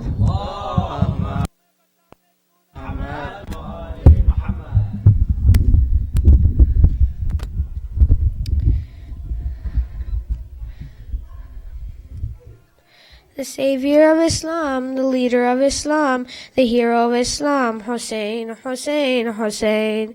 You saved Islam by giving your life, the courage and patience you had to strive. To sacrifice yourself was easy for this life, Hussein, Hussein, Hussein. You gave your family but never complained. You had no water but never blamed. Your family was tortured, Hussein, Hussein, Hussein. Without resting day and night, fought with Yazid to show us the right. From the darkness life you brought us the light, Hussein, Hussein, Hussein. Ya Zainab, lady of faith, lady of strength. They killed your sons, your brother and your friends. Then they came and burned your tents. Oh, what courage you did show, even as those fires did glow. To Yazid's palace were you dragged with her sick imam who was bound. Ya Zainab, oh Ya Zainab, face to face with Yazid you said, how dare you treat the Ahlul Bayt so bad? Yet Yazid stayed so very glad. Your role was clear, there was no choice. To save Islam you used your voice. Oh Ya Imama, oh Ya Husayna, oh Ya Zainaba. Salawat.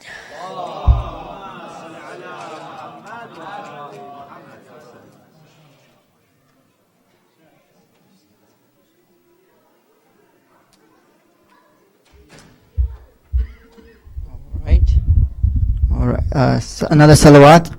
Allahumma salli ala Muhammad wa ali Muhammad.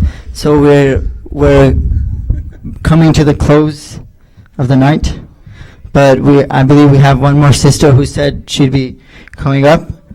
And after that, I'll once again remind you, anybody else who wants to step forward, this is your chance. So, Sister Kisab, if you will come forward now with a loud salawat.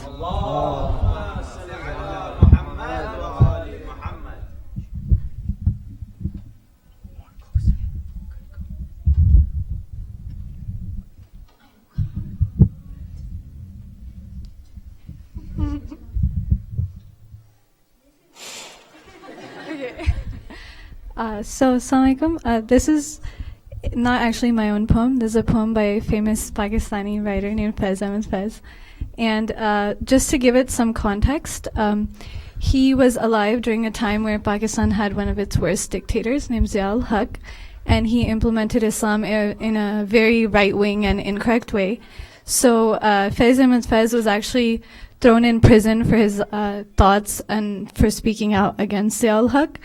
And a lot of his poems are very sorrowful, and they invoke a lot of like intensely depressing emotions. And a lot of that makes me, especially when he has this one poem called Sham ke Zindan mein, like in a prison evening, which a lot of poems will invoke like very parallel ideas to what you think about when you think of these women in the prisons of Sham. So anyway, this poem is about speaking out against injustice, and it's very short. I'll just do the Urdu first and then the English.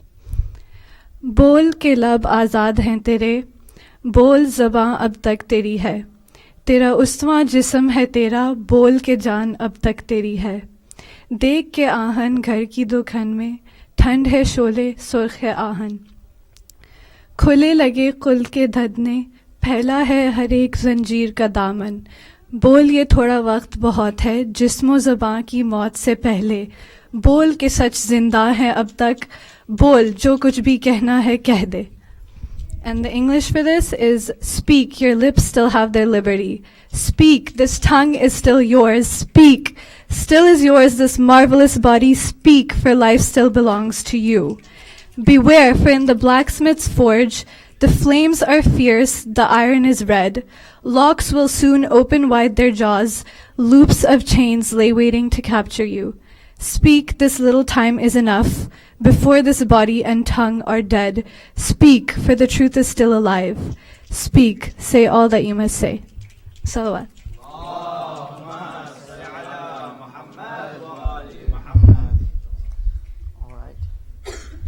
Thank you. So we're coming closer to a close. I think next, anybody else? All right.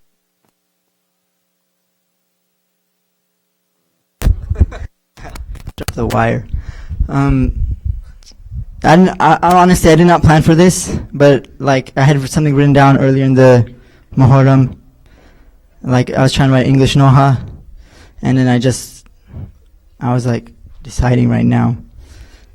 But I just thought, I just thought, all right, but I'll do it in like in a different style. But it's like meant to be for like Matam, but it's about Sham al-Ghariba, just the events of Sham al-Ghariba, which is just personally for me one of the most like I find most significant and most coming, like, or most emotional. Inshallah. Okay. I'll start. Sallallahu Muhammad wa ala Muhammad. Allahumma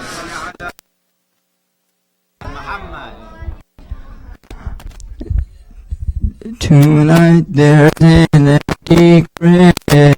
Now there will be no rest. Sakina's lost, her ears bleed. Hussein's chest. Tonight there's an empty crib. From now there will be no rest. Sakina's lost, her ears bleed. She has found Hussein's chest. The cursed come, the shuhada they count, they're missing one. They stab the ground in infant's blood. Al-Yazgar's found. Al-Yazgar's found. Tonight there's an empty crib. Now there will be no rest. Sakina's lost, her ears bleed. She has found Hussein's chest. They loot the camp, they burn the tents, they snatched our scars. How could they violate? We are of Ahl al-Bayt. Where is the Alamdar? Abbas is gone, Abbas is gone. Tonight there's an empty crib. Now on there will be no rest. Sakina's lost, her ears bleed. She has found Hussein's chest. Oh, Sakina, it's been 3 days. Come have this bread. There is water, there is water. Where is it from? Has uncle come? Has uncle come? 28. Asghar is first, he's the youngest one. Asghar is gone, Asghar is gone. Tonight there's an empty crib. Now on there will be no rest. Sakina's lost, her ears bleed. She has found Hussein's chest. A soldier sees a small girl, the orphan of Al-Hussein. He sees her earrings, he rips them off. He wants a slave, he'd have this one. Sakina run, Sakina run. Tonight there's an empty crib. From now there will be no rest. Sakina's lost, her ears bleed. She has found Hussein's chest. Zainab, protect us, Sajjad. Zainab counts the children, but Sakina's lost. She searches, searches, then she sees. Who is this body? Who is this body? This is my father, please let me sleep. He called to me, he called to me. Tonight there's an empty crib. From now there will be no rest. Sakina's lost, her ears bleed. She has found Hussein's chest. Sallu ala Muhammad wa ali Muhammad. Salli ala Muhammad wa ali Muhammad. Invite our last for the evening. I would like to we'll take a break for a recite of Fatiha, and in that time, if anybody, this is your last chance. If you have a poem you've been you think about coming up and you're not sure, inshallah we'll recite a Fatiha, and after that Fatiha, it is we'll have our final poet for the evening. So please write ma Fatiha ma salawat. Allah.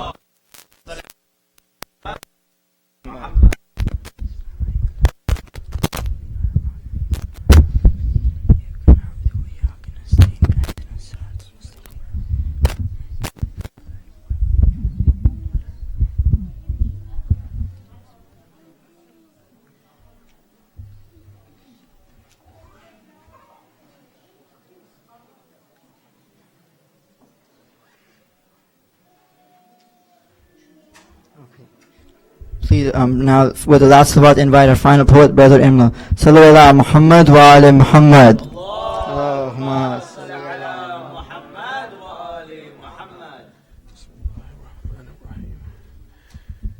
Assalamu alaikum wa rahmatullah. Peace and blessings upon everybody in the room. First, I wanted to say alhamdulillah, thank you for the opportunity to even be here on the microphone today. Thank you for sharing that last piece right there. That was very moving, young brother.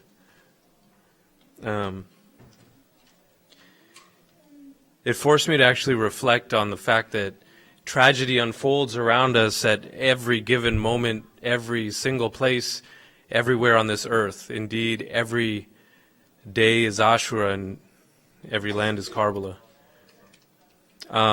This short piece here is dedicated to a former student, Muhammad SABA, who was murdered about 3-4 weeks ago in Oakland.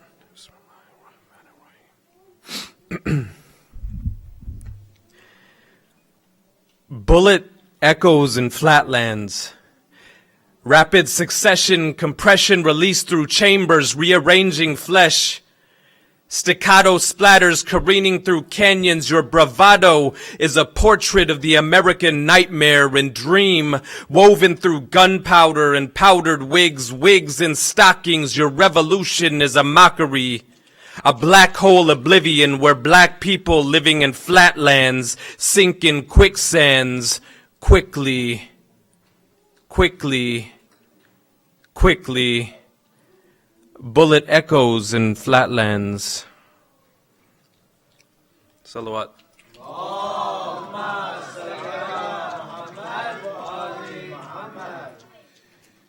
This one here is called Hymns of Karbala.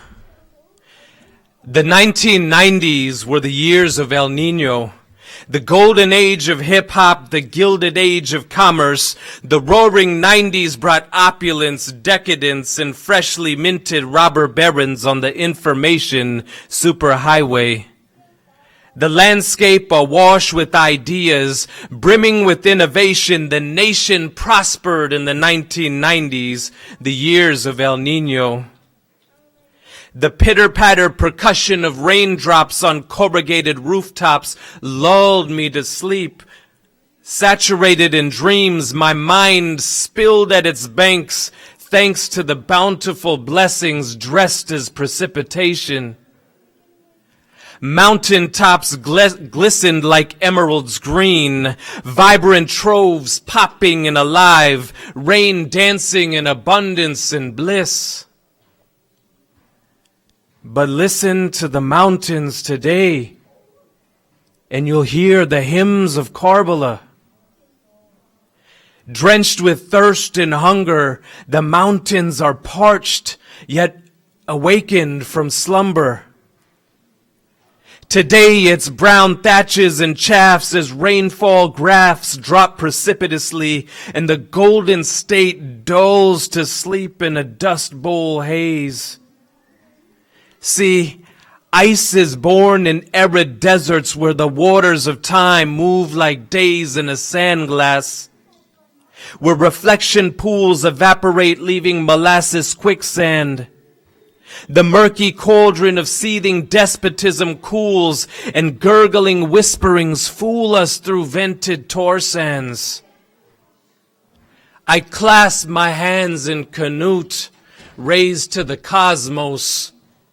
A caravan of 72, of me and you, of babies, women and men, of brethren and sistren, of family and kin, traverse galaxies, irrigating soils with prayers and red tears.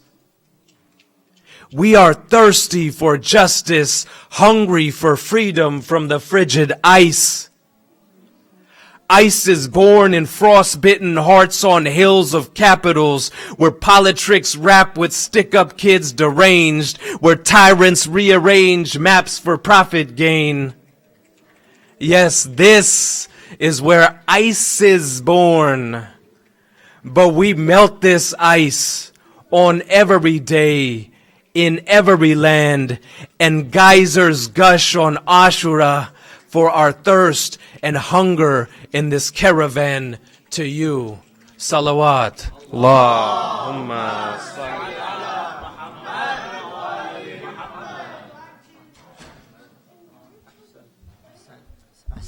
Subhanallah.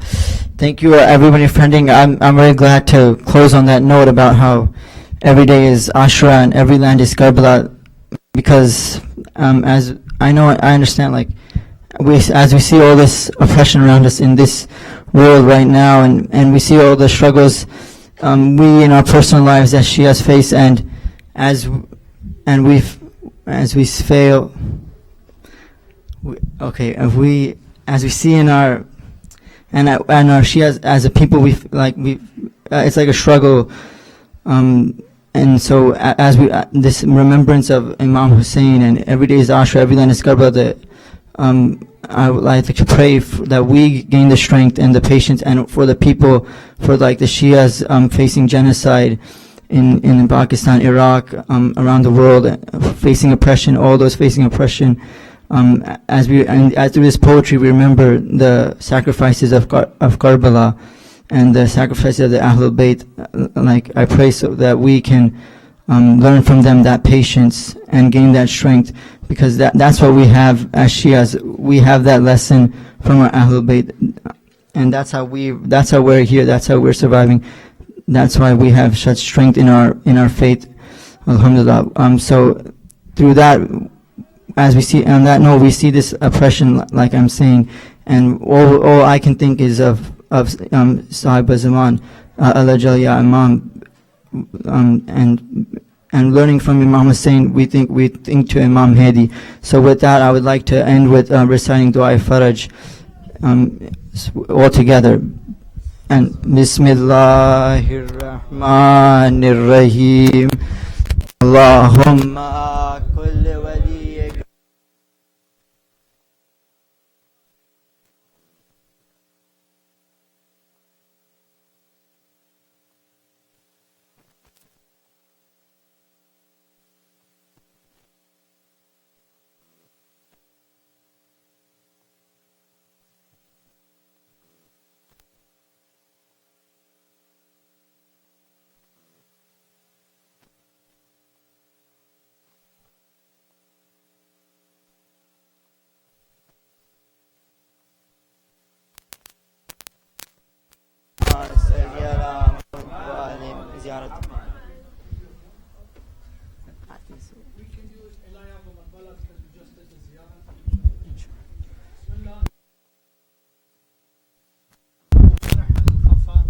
وانكشف الغطاء وانقطع الرجاء وضاقت الأرض ومنعت السماء وأنت المستعان وإليك المشتكى وعليك المعول في الشدة والرخاء. اللهم صل على محمد وآل محمد أولي الأمر الذين فرضت علينا طاعتهم وعرفتنا بذلك منزلتهم، ففرج عنا بحقهم فرجا عاجلا قريبا كلمح البصر أو هو أقرب. يا محمد يا علي يا علي يا محمد اكفياني فإنكما كافيان، فإنكما ناصران. يا صاحب الزمان الغاوث الغاوث الغاوث، أدركني أدركني أدركنا. الساعة الساعة الساعة، العجل العجل العجل. يا أرحم الراحمين بحق محمد وآله الطاهرين. For the soul of our marhumin, especially of the tree, recite the salawat ala Muhammad wa ali Muhammad, and after that Surah Al-Fatiha.